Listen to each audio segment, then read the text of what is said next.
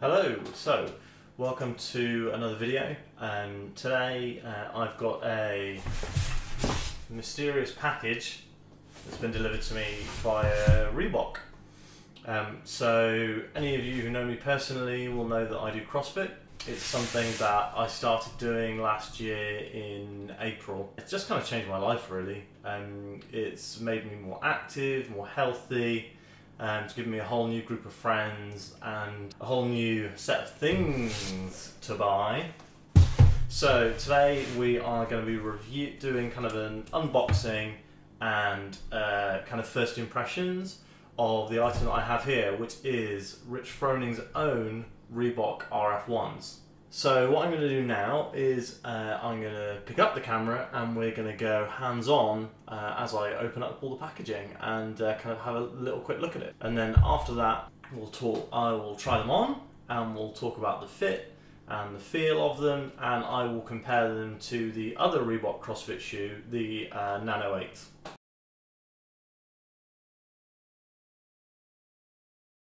Let's get this box opened.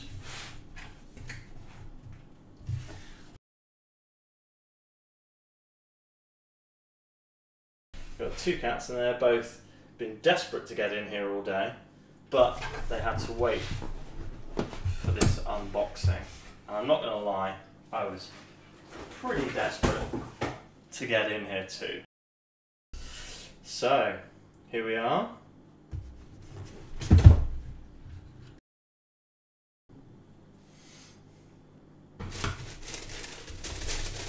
Quickly. So, here we go. Here is my brand new pair of CrossFit shoes. First impression, definitely kind of less bulky than they look online, and they look a lot cooler in person as well. They remind me a lot of kind of like old school skate shoes. I have heard that from a couple of other people. So let's grab these out as well. So that's both of them. There we go.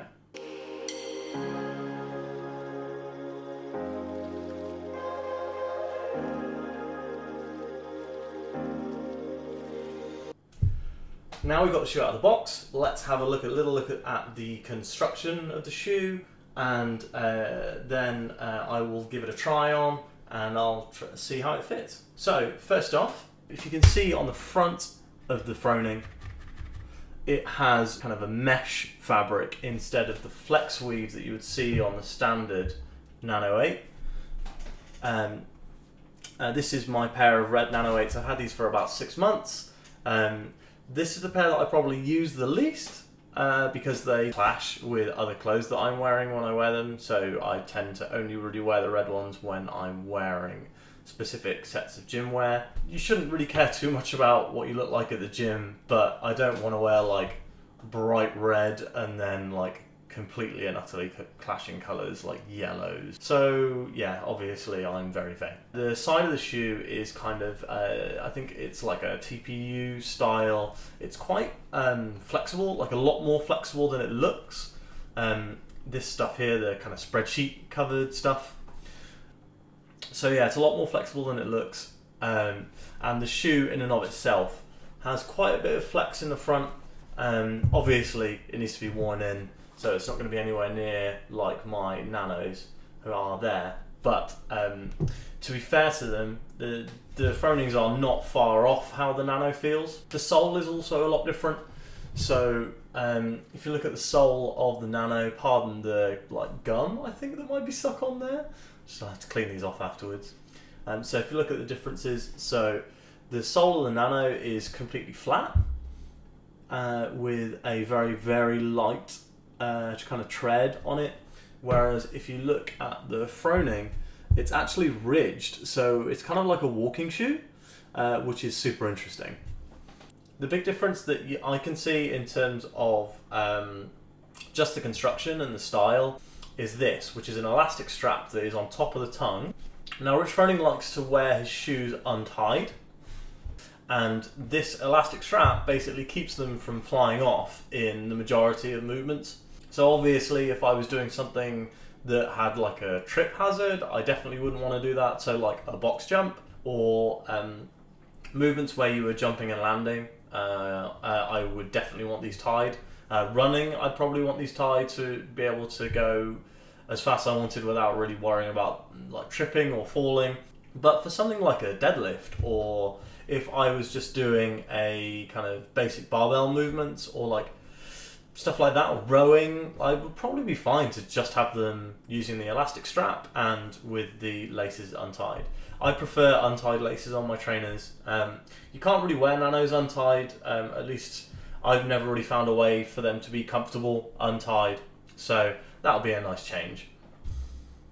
So that's kind of everything about the difference in the construction of the RF1. Sorry for everybody who got a little peek at my cat's butt there. Unfortunately, both of the guys really love boxes and reflections, and you get a lot of that when you're filming a video. So that's pretty much everything about the construction of the RF1. The only other big difference, and this is actually something kind of huge, is the difference of the upper. So if you can see, the Froning is all one piece, whereas the Nano is flex weave. So it has this flex weave covering and then the inner sock. So it's quite cool. I really like the way that the Nanos are constructed, but it's nice to have a second option when it comes to trainers you're wearing to work out. So what I'm going to do now is I'm going to try these on, and then we'll talk about the fit.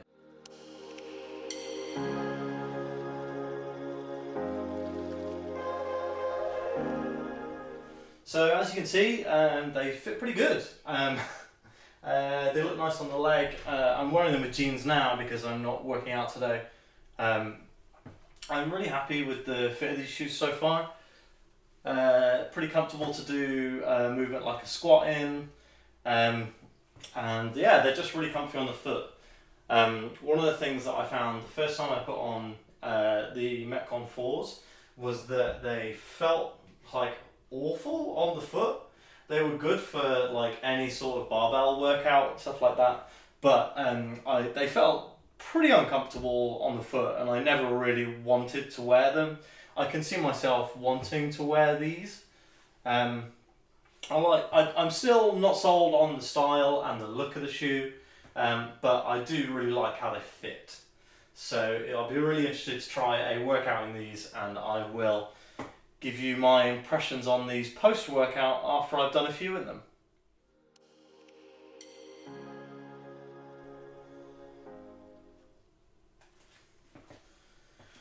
So just trying on the Nanos again.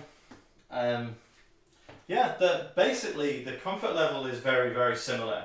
The difference that I would say that you notice when wearing one immediately after the other is that the Fronings have feel a lot kind of more. The difference between wearing them one after the other is that the Fronings have a very solid, very padded back heel, which the Nanos don't. So the Nano is very, very, very flexible, and has kind of the soft inner sock, but quite a lot less padding than the Froning. So that's today's review of the Reebok Froning RF1. I hope that you've enjoyed this video.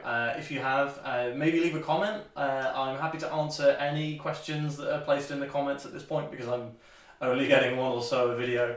I hope that also you'd give me a like, and if you like this video and you want to see more, I'm going to be uploading one video at least every single week. This week we've got a kind of first impressions of the RF1, and then maybe I'll do some video game stuff during this week. So everybody, like I said, like and subscribe, and leave a comment down below if you have any questions or any queries, and I'll be doing a workout in these at the latest on Monday. So if you've got any questions about how they feel on the foot during a workout, let me know.